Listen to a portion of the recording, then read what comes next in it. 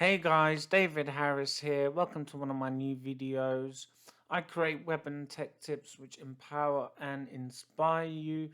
I release many weekly videos. Hit the subscribe and like button. Your support really means a lot to me. So it doesn't matter which Windows you're using, let it be Windows 11 or 10.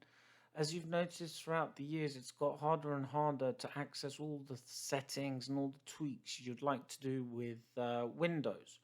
So what we can do is we can actually it's called putting Microsoft Windows into God mode. What we're going to do is we're going to create a folder which gives you access to absolutely every single setting for your Windows in one place.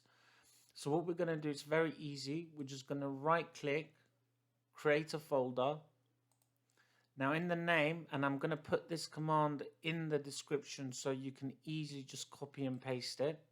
I'm going to go paste, save it, come off, and it's going to give you a folder that looks like that. Now all you have to do from here is just double click and you can access every single setting, tweak, options. Here you've got loads to choose from. User intuitive, easy to use. Please hit the subscribe button. I hope you've liked it. Please let me know in your comments what you think.